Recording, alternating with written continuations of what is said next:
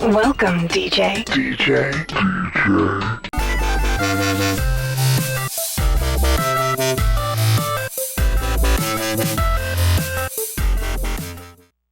Welcome back to another episode of Let's Play 1001 Games. I'm your host, Gaming Jay. Today we're hopping into the music video game developed by Harmonix. And you might remember Harmonix as the creator of Guitar Hero and Rock Band. And we're not playing that game, or one of those games. Instead, we're playing Frequency. So Frequency is the predecessor game. In this game, you portray a virtual avatar called Freq, F-R-E-Q. Guess I call you Freak. And you travel down an octagonal tunnel with each wall containing a musical track. It's kind of like, what was that old game, arcade game we played? Vortex? No, Tempest. It's kind of like Tempest, I think, except more with music. I mean, this game actually has musical tracks like Crystal Method and stuff like that. Yeah, it's sort of like the music adaptation of Tempest. And fun fact, Harmonix originally pitched this concept to Microsoft, but they were told by Microsoft wasn't interested. And Microsoft basically said to them, you know, no music rhythm game would ever succeed without a custom hardware controller. And ironically, this wouldn't stop them from releasing Frequency, but it would get Harmonix thinking, and it would ultimately lead to the creation of Guitar Hero and Rock Band. So indirectly, if you like Guitar Hero, you have only Microsoft to thank. I mean, not only, I guess. You also have Harmonix, the people who made it. Let's go ahead and learn to play, though. Learn to play remix. Let's just learn to play the game. How about we learn game mode? Seems like a good mode to know how to play. Welcome, DJ, to the world of Frequency. I am a training program designed to familiarize you with your Freak console. Let me show you around a bit. The tunnel around you is designed for the high-speed transmission of musical data. This is your Frequency activator, the modern musician's instrument of choice. As notes pass through the activator, press the button on your controller that matches their position. Try using the L1, R1, and R2 buttons to catch the music passing through your activator now. Oh god. Try again. I would rather use the square buttons and stuff. Hold on, L1. L1, R1. Try again. Hold on, why can't I get these? L1, R1. Oh my god, this moves so fast. Okay, I like using the square, triangle, and circle better. I don't like the fact that it required me to use the bumpers there. Okay. Oh my god, this is so fast. I can't do this, Harmonix. What are you? Oh god. You know what's weird is I'm screwing up the button presses because I want to press the button when the dots got to like the button locations, but I have to press when the dots get into these like three green little hole areas. Okay, so this is like DDR / Guitar Hero. I mean, oh my god, there's lots of stuff coming up. This is so hard. I feel like they definitely lowered the difficulty of their Frequency games when they made it to oh, how do I switch to a different track? There we go. Oh god. Oh god, this is so hard. There's only 3 things, but it is difficult. Oh my god, I can't even talk while I'm doing it. Oh, here we go. There we go. We get to keep on doing this. Well, this is what we're going to be doing for a little bit here today. Jeez. My god. I wonder what songs we're actually going to be playing in this. I feel like the other thing when I play these Harmonix games is I kind of leave the games with a headache. Because, like, I'm just staring at the screen, and, like, the screen is constantly scrolling down. Like, I'm getting a little bit of motion sickness as I play this. Now I'll turn on the heads-up display. This is your energy. Okay, she's gonna turn on the heads-up display. Activate tracks to keep your energy full. We're in, like, a Johnny Mnemonic Matrix-style future where, like, you know, data is transmitted through musical beats. sick musical beats is how we transmit. I don't know what it's like Word documents and like Seinfeld episodes that we're downloading or something. I don't know what this data actually is, but they've transcoded it in sick musical beat form to technology we don't currently exist. I guess I should be paying attention to the instructions. That was the whole point of the tutorial. I'm like talking over it. Power up will increase your score for 8 bars. Deploying an auto catcher power up will automatically catch the rest of the notes in a section. For more information on power ups in solo and multiplayer games, consult your frequency manual. I like the idea of an auto catcher, something that just does the work for me, so that's good to know about. Make your own music. I'm turning on a freestyle track for you now, so please navigate to it. Oh, you can even freestyle? Track is called a scratch track. You will notice that your activator has been replaced by a scratcher.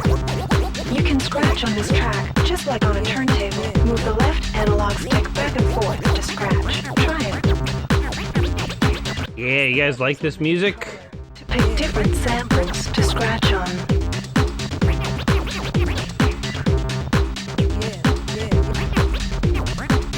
I don't know what I'm supposed to be doing here. It's like showing me things that we could draw, but I'm like... And you know what? I bet this game, if you were like a DJ in a club back in the day, I bet this game would like totally be up your alley. For the kind of people like me who really, you know, the peak of their performance is being really good at Super Mario Brothers 1. I don't know if this is exactly the skill that we're gonna be good at. Okay, whatever. I don't care enough to keep doing this. Let's just go into the game. Whatever, we're trained, blah, blah, blah, blah, blah. You know, we dropped out of frequency school. We'll figure it out. I mean, the gist of the game is not that hard to understand. We're gonna be pressing buttons. Pressing buttons to do things. I guess that describes every video game. We're gonna be pressing buttons to sync up stuff to a sick beat. So, we got the gist of it. I don't know, there's power-ups. We can scratch track like a late-night DJ if we want. All right, let's go into game. Let's play on easy. If there was a very easy, I would take it too. Crystal Method, the winner. That's cool. We also have Aerobatic, never heard of them. Hey, No Doubt, ex-girlfriend. Oh, we should totally do that. I want to start with No Doubt. All right, we're totally going to get this video copyright claimed on YouTube. They're going to be like, you used 10 seconds of my girl or ex-girlfriend. Ergo, MGM Music owns all of your advertising revenue. All 7 cents belong to them. I would say, enjoy it, MGM. You guys can have my 7 cents. I bet this is, you know, this is the kind of game that you're not supposed to talk during. It would probably be a lot easier to play this if I was not making a Let's Play. But I'm one for a challenge. Okay, we're slowly decoding the musical track. Boom. Boom. Okay. You know who the No Doubt girl Gwen Stefani reminds me of? Have you guys seen Tank Girl? It's this really bad sci-fi movie from the 90s. I mean, it's not like there are worse movies. It's sort of a silly movie. I remember renting it in the 90s. And I was excited. Like I'm into sci-fi, and as a kid I was like interested in like, you know, like Judge Dredd and Demolition Man and obviously like Terminator and RoboCop and stuff. But I remember when Tank Girl came out, it looked like this sort of funky post-apocalyptic sci-fi movie. And if you watch it, it's not a very good movie. But it stars Lori Petty, and she's sort of this like sort of funky, quirky Tank Girl. And Tank Girl's based on a comic. And I always thought that was Gwen Stefani when I was a kid. Like I didn't quite understand the difference between Lori Petty and Gwen Stefani, but they're different humans. They're literally different people. So, I don't know, yeah, to this day, I know Lori Petty's quite old nowadays. I mean, I guess Gwen Stefani is too, but I feel like Lori Petty has not aged as well as Gwen. Gwen might be younger, actually. But Gwen Stefani and Lori Petty from Tank Girl remind me of the same person. Maybe they are. Maybe one of them is a clone of the other, and we'll never know it. Conspiracy, guys. Okay, are we doing good at this game yet?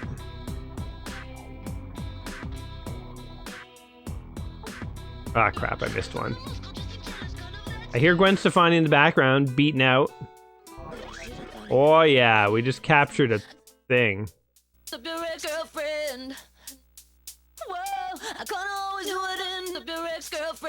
Huh, we just got an audio track from her.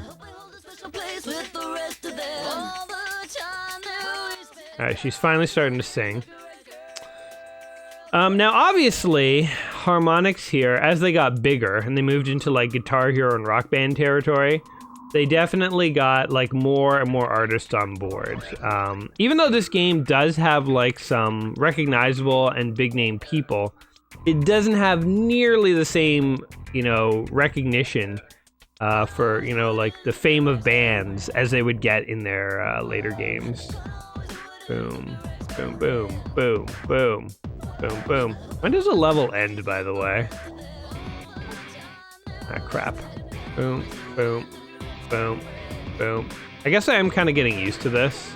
I thought that I was going to do horrible today, but I feel like I'm doing, like, okay.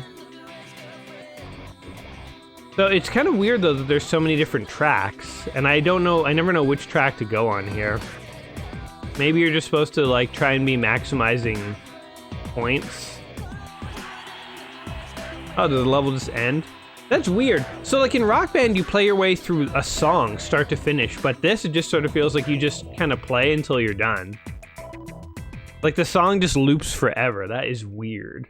Harmonix was definitely sort of trying to figure out... I mean, you can see the DNA of Rock Band and Guitar Hero here. They were obviously trying to figure out this music rhythm formula.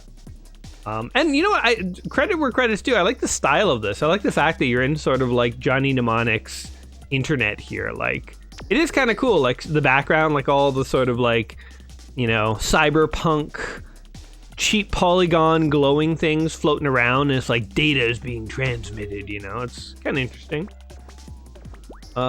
These are all locked up. Are there any good songs that we would want to actually see here? Just see. I'm just curious, like, what songs they've got going on here. DJ Qbert. I feel like we should try and play that just because, of our obsession with retro games. But that one's locked up. 156 BPM. Can you handle that much BPM? Okay, so we just did No Doubt. Like, literally the only other band I don't even know this song. I just recognize Crystal Method, the band.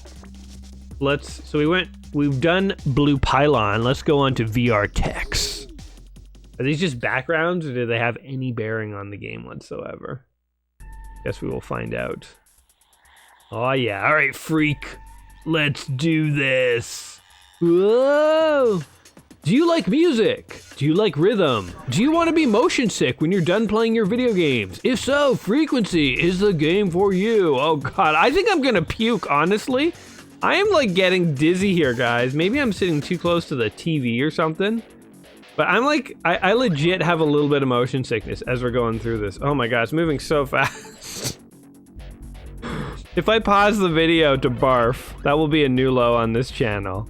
That's like doing Jackass level stuff just to appease you guys, Like, the guys on Jackass, like, destroyed their bodies and relationships with their parents in order to give us entertaining TV. And I'm grateful for it. Jackass is hilarious. I really, Johnny Knoxville, Bam Margera, Brian Dunn, rest his soul, like those guys, early 2000s were formidable part of pop culture, and they were hilarious. I remember in high school, people would or not even high school, I guess like early university, people were like telling me about Jackass, and I was like, that sounds like the dumbest, lowest brow thing I've ever heard. Why would you want to watch a bunch of idiots just injure themselves? But then you actually watch it and it's pretty hilarious. So I ate my own words on that one. It's better than some of the things the Jackass guys have eaten over the years. But yeah, they would just like destroy themselves, you know, because they thought it was funny. So far, I have not stooped to that level, but if I puke here today as a result of playing Frequency here, it's gonna be a new low for the channel. A new low or a new high, I guess, depending. It's a new low for me, it's a high for you guys, I guess. Because won't that be fun for you? Actually, it probably won't. Do you guys want to listen to a guy puke? Probably not. Probably not what you Probably not what you signed up for when you clicked on the video here today. Alright. New promise to you, I'm not gonna throw up. I am pretty confident that won't happen. I mean, I can just pause the game. I guess I'm fully in control of this. I'm not playing this game at gunpoint. People are like, you better play Frequency or you're going down. That'd be the oddest threat ever. Wonder if anybody has ever been threatened to play a video game. Like, you pick up that controller and you play Mario. I can't imagine that. Maybe if like somebody's pride was hurt and somebody had something to prove, they would like demand their friend play a game. Have you guys ever played a video game with somebody who takes things way too seriously? Like, you're playing a multiplayer game with someone and they get so mad they like throw the controller, or they yell at you, or they curse, you know? Like, we've all had those friends, and frankly, we might have been those people occasionally in our life. Like, I think I've definitely gotten so, I've definitely gotten so mad at a video game I've thrown the controller. I'd like to say only in my youth, but it's happened, I think, at least once as I've been slightly older. We all get frustrated from time to time, it happens. But it's been years. I can't even remember when it must have happened, but I'm certain that as an older person, I have, hey, let's do some freestyling. I'm certain as an older person I've done it. But have you guys ever been playing a multiplayer game and gotten so mad that you threw the controller, you unplugged your friend's controller, or they did it to you or something? Like, that's definitely something I remember from my youth. Like, people getting so pissed when they lose, you know, like you beat them in Mortal Kombat, and they'll be like, I hate you, and stuff. Again, didn't happen frequently. But, you know, those are kinds of things that happen when you play video games. Passions can get heated when you play games. How things go. Hey, we completed 100% of the song, but we were only 74% accurate. They should rate real bands when they give live performances and show the percentage of song they completed and how accurate they were. Are all these just still locked? So I guess we have to beat all of these before we're allowed to go on to a new level. Ooh, Constructo is the new stage. I want to see like the level 2 songs. So I guess we'll play a couple more songs here just to sort of get a feel for this. See what the next level songs are. Ooh, now we have like digital posters in the VR of people singing. Boom. I wonder if this is what it's like for computers to transmit data. Like, we just assume that computers aren't conscious, but what if they are? What if when a computer is like, you know, downloading, you know, I don't know. What do people even download nowadays? There was a time when everyone would download movies and TV shows, but everyone just streams that stuff now. People are just so lazy they can't even bother with piracy anymore. They're like, ugh, I don't want to have to pirate the latest Game of Thrones. I'll just pay HBO $15, you know, like... There's a time, man. There's a time in like high school and university when like everyone was on Napster, and then Napster sort of went down, and then everyone went to like Kazaa and LimeWire. We're all downloading MP3s and putting them on our iPod shuffles and stuff like that. There's like the glory days of downloading, and people download like movies and stuff too. The first time I ever saw American Pie. American Pie is the first movie I ever watched downloaded. I was staying over at a friend's house. Sometimes, like, you know, I would just, like, we do, like, sleepovers on the weekend. And not like a sleepover where, like, you know, we tell ghost stories and, you know, do girly type things. But like a sleepover where we just hang out and, like, mess around on the computer and play games and stuff. And then just, it really, not so much a sleepover, so much as I stayed at his house so late that eventually I would just sleep in his basement. We'd like put on like Face Off and pass out. You know, a classic Nicolas Cage movie. But so I remember I was at his house we were playing like Command and Conquer or something, or I think I was. He had like, his dad had multiple computers in the same room. So it's like I could be on a computer playing a game and he could be on another computer doing something else. And he was on IRC, if you guys remember what that is. He was on IRC, which is like, it was like a chat board / file sharing service. And he found somebody who had American Pie, which was this new movie that was coming out. We hadn't really heard of it. I mean, we heard about it a little bit, but like, you know, it wasn't out yet, so we didn't know about it. And he was like, hey, do you want to watch American Pie? I was like, oh, really? You have that? And he was like, yeah. And so he downloaded it off of IRC, and we watched it. And it was hilarious. It was a hilarious movie. I remember like we were watching it on his like 17-inch box CRT monitor on his computer. You know, it wasn't on a TV. He downloaded on the computer, so we watched on a computer. We really liked American Pie. Great movie. Even to this day, I think it really holds up. It really captures sort of the high school experience to me. I mean, it has sort of nothing so crazy as what happens in American Pie happened to me in high school, but it definitely has the look and the feel and the DNA of what is like being a high school student, I think, anyway. But I definitely remember that there were scenes in that downloaded copy that when I went and saw the movie legit, like when I think we even went to go see it after it came out. But when we went to go see it, I remember there were scenes that had been changed or were different. And that is the first time that I discovered, that's the first time that I ever learned what a Hollywood screener was. And I learned that there were different cuts of movies that were experimented with before the final version was released in theaters. And I never knew that before. I always just thought a movie was a movie. They made the movie, they released the movie. But no, American Pie is actually famous for having a couple different cuts.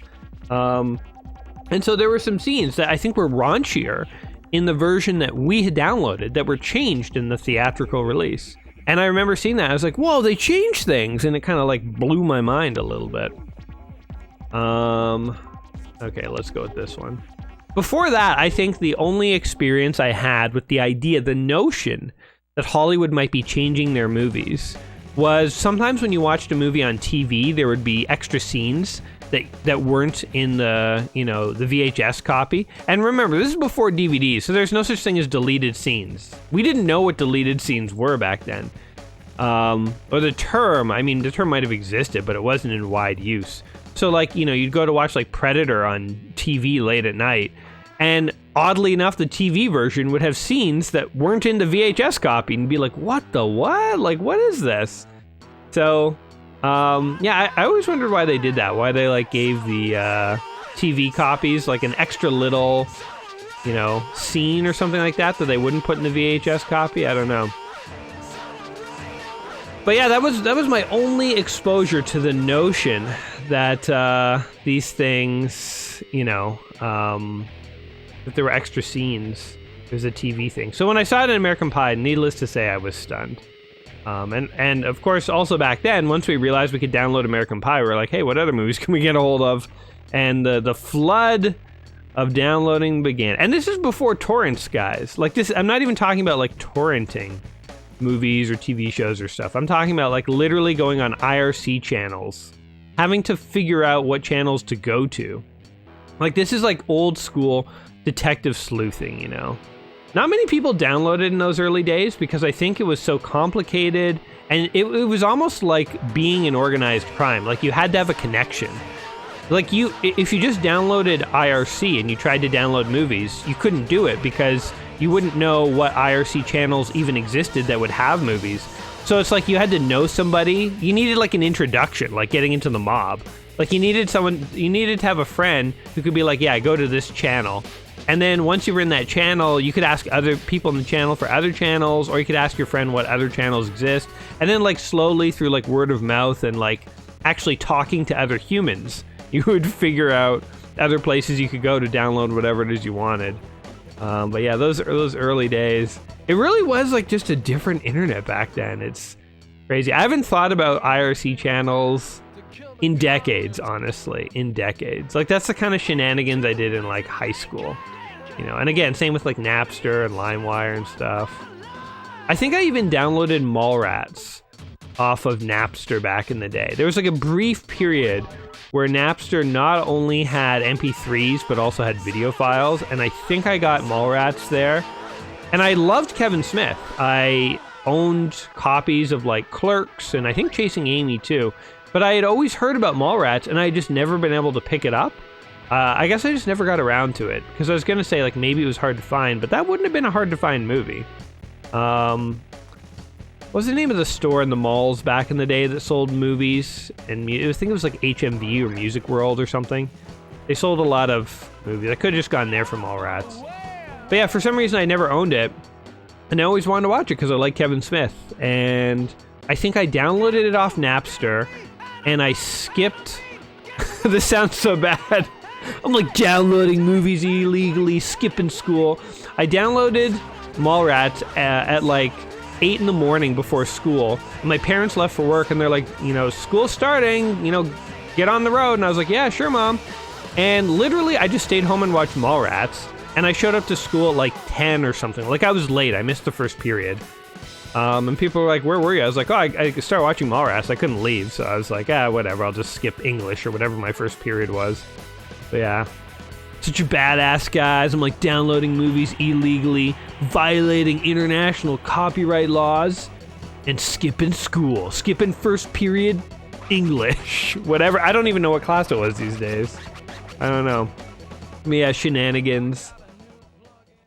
I feel like I definitely bought Mallrats after that.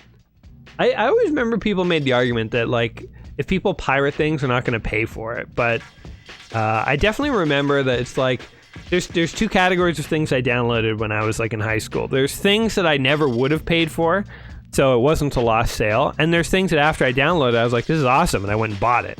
So the whole thing of like, well, if people download, they're not going. It's a lost sale. It's like, it's not 100% right. I mean, I get the argument. It is true. I mean, if I made something and I'm selling it, I wouldn't want people downloading it, paying nothing. But all right, let's try one level 2 stage, the glass house, and then we'll call it a day. You know what I just realized? I'm like talking freely about like how in high school I was like on Napster and stuff. Meanwhile, I'm playing a game that has copyrighted music that is 100% probably going to get caught by YouTube, and MGM Music or whatever, Universal Music, is going to claim this video, meaning that they're going to look at it, meaning that in the video that I am, oh god, this could be real bad. In the video that is going to draw the attention of Universal Music, I'm like telling them about how like in high school I've downloaded a couple movies and I was on Napster. Uh-oh! Is Gaming Jay about to get busted? If I don't release a video in a couple of days, know that Universal Studios... Imagine Universal Studios was like the enforcement arm of like Universal Music. They like bust in your house in like a King Kong outfit. It's like a bunch of cops, but they're all dressed up as like Universal mascots. But they don't acknowledge it, and it's like they still act like 100% serious cops. They're like, get on the ground, stop resisting arrest. You're in a lot of trouble, buddy. International copyright law violations. Meanwhile, the guy's like in a giant King Kong costume. Be awesome. Anyway, if I don't show up in a couple of days, guys, Universal got me. They got me. Oh man, remember the early days? Okay, I guess this is just an episode where we're talking about music piracy, as it turns out. But remember the early days when Metallica tried to sue Napster, and they tried to sue like a grandma who had like downloaded a couple of... Damn, this part is hard. I can't get this part. But remember they tried to like get a grandmother who had like downloaded a couple songs and like send her to court or something like that. Like Metallica went after somebody's grandmother for downloading a Metallica song. I remember when that happened and people were like, oh my god, like what is happening? I feel like nowadays, I mean, streaming really killed piracy, I think. There was a time, again, when everyone would download stuff. Everyone was downloading stuff. It's two things, I guess, streaming and like the Apple Store, because now everyone can just buy music for like 99 cents a track, so it's like more of a hassle to try to download it than it is to just stream it. You know, when they're giving it away for free on, not free, I guess, because you pay for Netflix and Spotify and all that. But when it feels free, I mean, why bother downloading? Why bother committing a crime when they're giving you the cow for free, you know? But I wonder what happened with that. Did Metallica actually successfully sue that grandmother? I have no idea. I know they sort of initiated the suit, but I don't know what the end result was. Like, is that grandma? Did she get sent to the slammer? Did grandma do time? I don't know. Anyway, we beat another level. I mean, we're not even talking about the game anymore. It's a music rhythm game. You know, if you like Guitar Hero, you like Rock Band, especially if you like sort of like house or trance music, you know, like the style of music that's in here is definitely very, like, I feel like I should be on, you know, meth or ecstasy while I play this game. Like, it feels like I should be at a rave. If you like rave music and you like Guitar Hero and Rock Band and stuff, you might like this game, I think. I do like the style of it. I love the sort of idea that you're, like, you know, surfing through, like, the web, you know, like and there's all this sort of like computer effects and like polygons and stuff. Like, I love the style of it's great. The presentation is great. If you like this kind of music, that'll be great for you too. I mean, we definitely sort of, it's weird to evaluate this game after Guitar Hero and Rock Band, because I think Guitar Hero and Rock Band and stuff are just such better games, but they really sort of just build on this. Like, the core DNA that exists in Rock Band and Guitar Hero is here. This game's a little different. You have to, like, go on different sides of the octagon to complete different sections of the song. And the song focuses less prominently. I feel like in Guitar Hero, you can just almost zone out from the gameplay and listen to the music, and it's good music. Here, the song always felt sort of like ancillary. It was sort of in the background and the periphery, and it wasn't really the focus of the level. Whereas in Guitar Hero, it really is the focus. So it's different than Guitar Hero, but also very similar. And if you like those kind of rhythm games, I think there's a game here. As to whether this is a game you must play before you die, it's kind of interesting, because normally I might just say something like, well, just pick one of the Guitar Heroes. I think that's the better choice. But for this one, maybe it does deserve to be in the book, because Guitar Hero and Rock Band were both billion-dollar franchises. Certainly at least one Guitar Hero and one Rock Band game should be on a 1001 playlist. Again, even though they're so similar, I mean, there's some interesting history on how Guitar Hero, you know, got sold, and then they made Rock Band and so on. But it does also kind of make sense if you have a billion-dollar franchise. Should we put the predecessor game to that on the list? And I kind of lean towards yes. It is interesting to see where games come from. And Guitar Hero Rock Band definitely came from this. So this is sort of like the ancestor of those games. So I almost say, yeah, that almost warrants inclusion in the book. Whether people are actually going to enjoy this when they play it, it depends on if they like those games. And it's also kind of interesting to think about, this is what Rock Band and Guitar Hero would have been like if they didn't have the guitar add-on. Like, the guitar add-on fundamentally changes those games into a different kind of game. That's different than just, like, I'm just playing with a PS2 controller. It doesn't feel the same as playing with a Rock Band controller. And so I think Microsoft was 100% right. Without a custom controller, these rhythm games are not going to be smash hits. But once you add that guitar, once you give people the fantasy that they are actually playing a guitar, like Guitar Hero became a billion-dollar thing. It was everywhere. Everyone played it. It was huge. Yeah. So that long, rambling, meandering thought of mine basically culminates into, I think this should be in the book, but I also am not sure if everyone's going to actually enjoy this or have too much fun with it when they actually go to play it. It appeals to a certain type of gamer, I would say. But hey, that's just my opinion. What do you guys think of Frequency here? Is it a game that you love? Is it a game that you think you would hate? Is it a game that you played back in the day? Do you have tips and tricks or fond memories or nostalgia or anything that you would like to share with us? If so, please comment in the comments down below. And as always, I hope that whatever you guys think of this game and my opinion of it, hopefully today was interesting and entertaining, and you enjoyed the confessions of my early career in piracy that are surely to send me soon to jail. If you did like those things, don't forget to like the video, and other than that, I will catch you guys in the next one. So until next time, my friends, you all take care of yourselves, and peace.